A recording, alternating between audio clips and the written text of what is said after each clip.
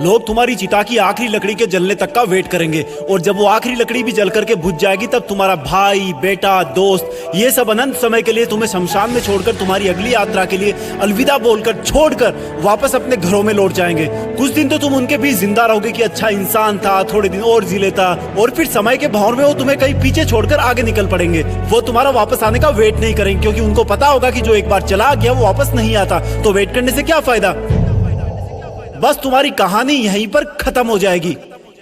तुम ऊपर से देखकर सोचोगे कि लोग कितने स्वार्थी थे, जब मैं उनके काम आता था तो कितने पास रहते थे। आज मैं जब दुनिया से चला गया हूँ तब भी दुनिया वैसी ही चल रही है। तुम्हें अफसोस होगा कि क्या मैं इन्हीं लोगों के लिए जन्म लेकर पृथ्वी पर गया था। तुम उनसे बहुत सवाल करना चाहोगे लेकिन लाख कोशिशों के बाद भी तुम्हारी आवाज उन तक नहीं पहुंच पाएगी।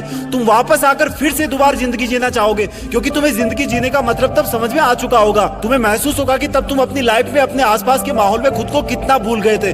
तुम्हें जवाब मिल चुका होगा कि क्यों तुम अपने सपने पूरे नहीं कर पाए, क्यों तुम अपने सपनों की गाड़ी नहीं खरीद पाए, क्यों तुम अपने सपनों का घर नहीं बना पाए, क्यों तुम अपने बच्चों को अच्छी शिक्षा नहीं दे पाए, क्यों तुम अपना करोड़ों का बिजनेस खड़ा नहीं कर पाए, क्यों तुम्हारे सपने सिर्फ सपने बन के रह गए। तुम्हें सबसे बड़ी सीख ये मिल चुकी होगी कि अगर अगले जन्म में कुछ भी ना कर पाया ना तो कम से कम टाइम वेस्ट नहीं करूंगा। तुम चाहोगे कि काश 2 मिनट, सिर्फ 2 मिनट और मिल जाए तो हिस्ट्री में जाकर अपने बेटे के साथ खेल सकूं, अपनी बेटी की शादी किसी और के साथ करा सकूं, अपनी माँ से अपनी गलतियों की माफी मांग सकूं, अपने पापा के सहारे की लकड़ी की जगह अपने हाथ से सहारा दे सकूं। तब तुम्हें लगेगा कि उस वक्त मेरे पास 24 घंटे थे, 52 हफ्ते थे, कई दशक थे, लेकिन मैंने कितना टाइम वेस्ट किया। माँ जगाते जगाते थक जाती थी लेकिन तुम रात को देर तक पढ़ने के बहाने से सुबह 8 बजे तक सोते रहते थे, जबकि असलियत ये थी कि तुम चैटिंग करते रहते थे, अपनी फोटोज को एडिट करके अपने आप को स्मार्ट दिखाते थे, गंदे वीडियो देखते थे। कितना टाइम वेस्ट करते थे तुम। जब माँ का फोन आता था तो तुम अपने जवानी वाले प्यार के साथ बिजी रहते थे और जब तुम्हारी माँ सो जाती थी तब तुम फॉर्मेलिटी के लिए एक मिस कॉल छोड़ दिया करते थे ताकि तुम सुबह ये दिखावा कर सको कि तुमने इतनी रात को भी कॉल बैक किया। Shame on you idiot. तुम हर काम को, पढ़ाई को कल पे टाल दिया करते थे। जो हाथ तुम्हारे बूढ़े माँ बाप को सहारा देने चाहिए थे वो हाथ हमेशा बिना मतलब ही मोबाइल पर उंगलियां फिराने में बिजी रहता था। तुमने कितने घंटे सुबह लेट उठने की वजह से बर्बाद किए। उन घंटों को मिला के कई दिन बन जाते। दिन से महीने और महीनों से कितने साल की जिंदगी तू एक्स्ट्रा जी सकता था। मेहनत करके अपने सपने पूरे कर सकता था, अपने माँ बाप को भी कहीं घुमाने ले जा सकता था, अच्छी किताबें पढ़ के अपनी लाइफ में कितनी वैल्यूज ऐड कर सकता था। अब मरने के बाद 1 मिनट तो क्या, 1 माइक्रो सेकंड भी नहीं मिल सकती तुझे क्योंकि जिंदगी में कितने ही साल पहले ही मिल चुके थे तुझे।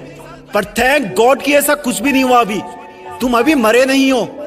थैंक गॉड कि आज तुम थैंक गॉड बोलने के लायक इस धरती पर बचे हुए हो। तुम्हारा वक्त, तुम्हारे सपने अभी पूरे नहीं हुए हैं। तुम्हारे माँ बाप, घर वाले अब भी तुम्हारे सफल होने का वेट कर रहे हैं। तुम्हारा दिल अब भी तुम्हारे सपने पूरे होने का वेट कर रहा है। थैंक गॉड कि तुम्हारे हाथ की घड़ी अब भी तुम्हें वो दिन दिखाने का वेट कर रही है जब तुम एक हीरो की तरह लोगों के सामने खड़े होगे और लोग तुम्हारी रियल कहानियां सुनकर आंसुओं से भर जाएंगे, मोटिवेट होंगे। और उन लोगों को सबसे ज्यादा अफसोस होगा जिनने तुमको कुछ साल पहले मेहनत करने वाला ढोंगी कहा था, लेकिन फिर भी तुम्हारे मन में उनके लिए 1% भी बुरी भावना नहीं होगी। ये अलार्म कल भी बजेगा। अगर तुम उठ गए तो ये तुम्हारे जिंदा रहने का सबसे पहला सबूत होगा। अगर तुम अलार्म बजने से भी पहले उठकर अलार्म को बंद करके अपने काम पर लग गए तो ये तुम्हारे सफल होने का सबसे बड़ा सबूत होगा। और अगर अब भी तुम डेली 12 घंटे सोओगे तो तुम्हारी आधी लाइफ तुम मरे हुए के समान जियोगे क्योंकि सोता हुआ और मरा हुआ इंसान इस दुनिया में नहीं रहता। तुम्हारा आउटपुट एब्सोल्यूट 0 रहता है। अगर तुम डेली 8 घंटे सोओगे तो तुम्हारी 1/3 लाइफ ऐसे ही खत्म हो जाएगी और अगर डेली तुम 6 घंटे सोओगे तो तुम्हारी 1/4 लाइफ ऐसे ही गुजर जाएगी। अरे कई महान लोग तो सिर्फ 4 घंटे सोया करते थे। रात को सोकर सुबह उठने का मतलब है कि हम में और मौत में 1 दिन का फासला और कम हो गया है। इससे पहले कि मौत तुम्हारे पास पहुंचे तुम अपनी मंजिल तक पहुंच जाओ। अपनी कहानी लिख दो।